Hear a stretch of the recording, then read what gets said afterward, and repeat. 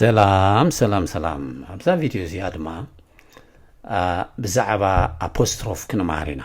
ከመይ ጌርና ቃላት ንሕፅሮም አፖስትሮፍ ተጠቒምና ማለት እዩ ቃላትና ክንሕፅሮም ከለና ንኩሎም ዝኾኑ ቃላት ኣይኮኑን እቲ ቃል እንተደኣ በዚኣቶም ዝጅመር ኮይኑ እዚኦም ቫውልስ ናይ ትግርኛ እዮም ኤ ኡ ኢ አ ኤ እ ኦ እዚኦም ናና ቫውልስ እዮም ናይ ትግርኛ ሶ ኣብዚ እንታይ ከዘኻኽር ደሊ ንኣብነት እቲ ቃል ናይ መጀመርታ ኮይኑ መጀመርታ ንኣብነት ኣብዚ ከም ሳብጀክት ኮይኑ ጅምር ተሎ አፖስትሮፍ ጌርና ክንሕፅሮ ኣይግባእን እዩ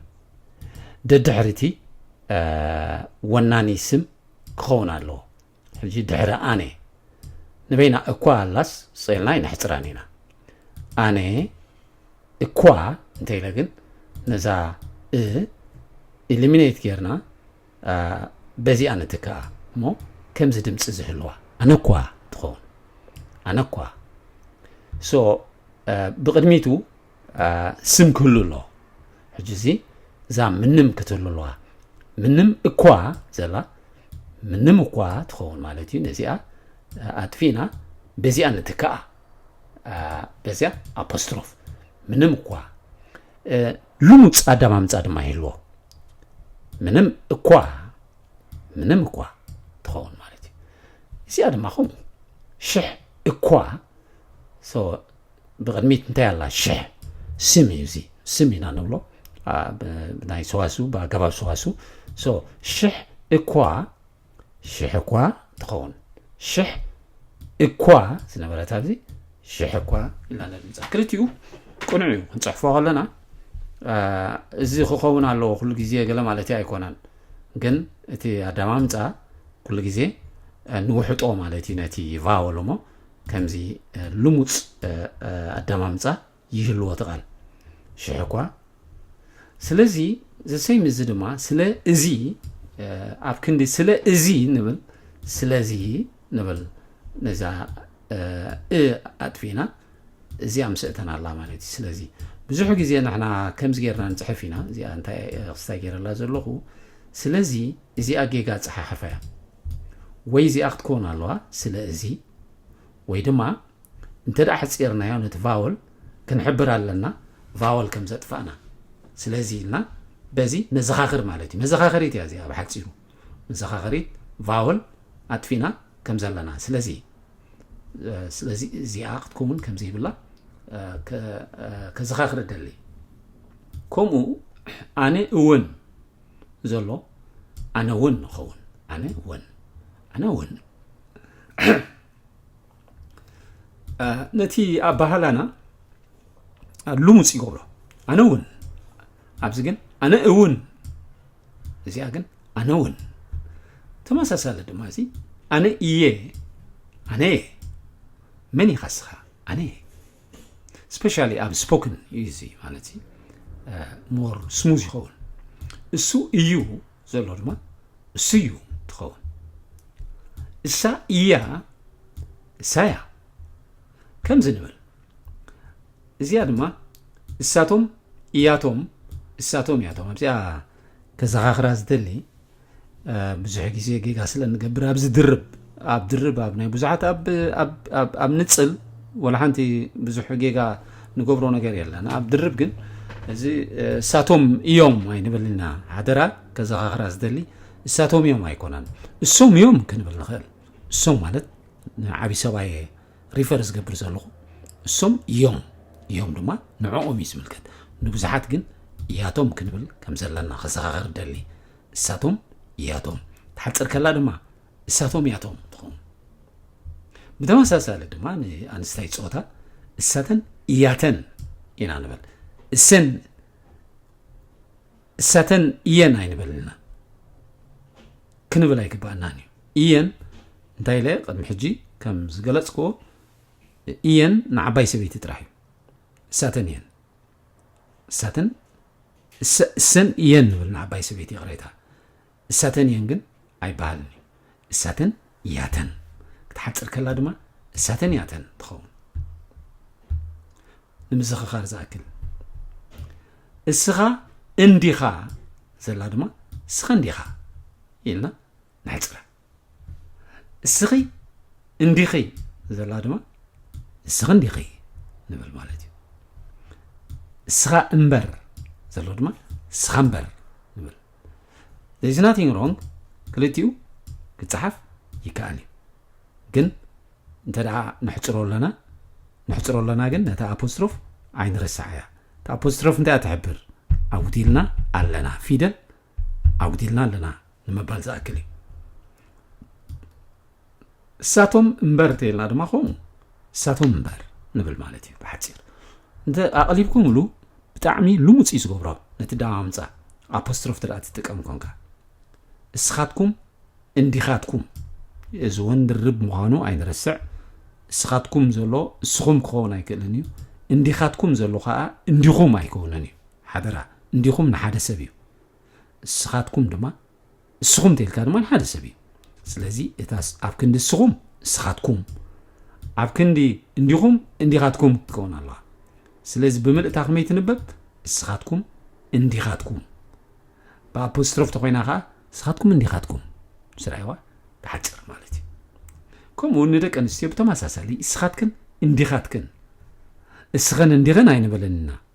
اسخاتكن انديخاتكن اسخاتكن انديخاتكن حجر نيخبروت حجناوكم اللاسي سخوم تيله يخوم سخوم يخوم سو سخومكم الى دما يحصرا سخومكم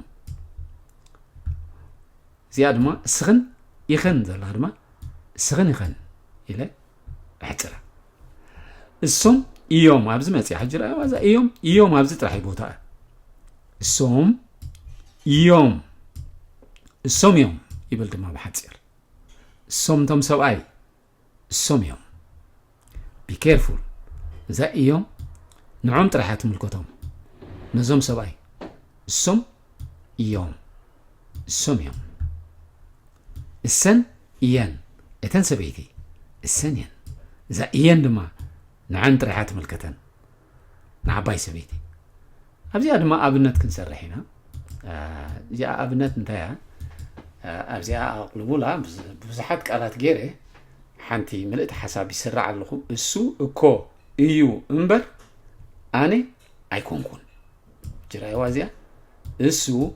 اكو ايو امبر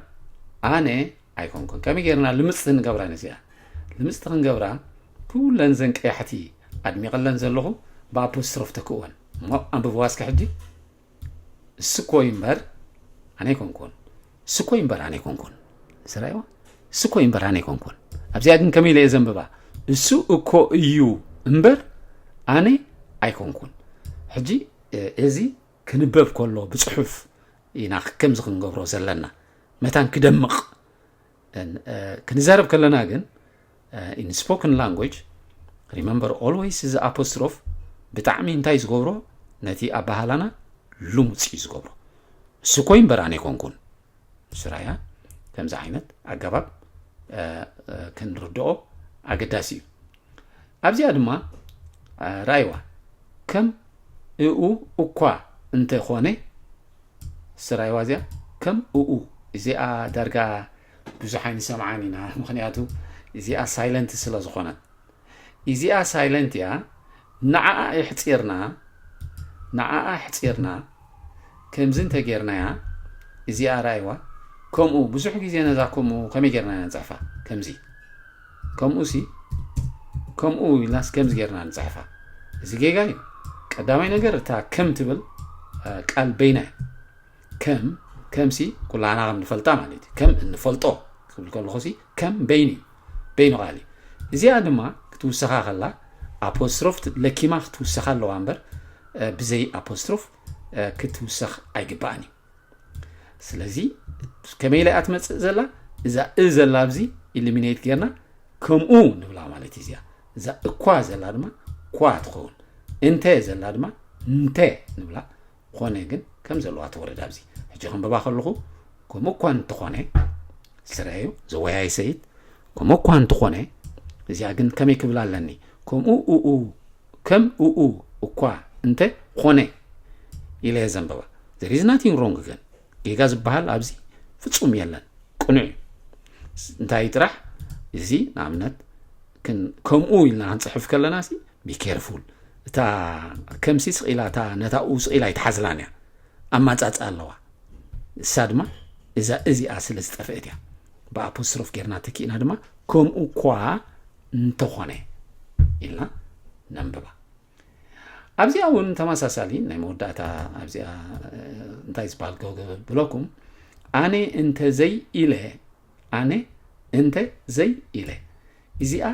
ፈላሊና ክንጽሕፈን ይዝግባአና ግን ኩሉ ግዜ መብዛሕትና ከምዚኣ ጌርና ንጽሕፋ እንተ ዘይ ኢለ እዚ መሰረት የብሉን ጌጋ እዩ ክንፈላለዩ ኣለና መጀመርታ እንተ ዝብል እዚ በይኑ ቃል እዩ ክፍል ኣለዎ እቲ ዘይ ድማ ክፍል ኣለዎ ካብዚ ምክንያቱ ኣብዚ ንረኣያ ኣነ እንተ ዘይ ኢለ ዘይ ኢሉ ዘይ ኢላ ዘይ ኢልና ከምዚ ኢልና እንተደኣ ንዘረብ ኣለና ወይ ንጽሕፍ ኣለና ከምዚ ኢላ ከዓ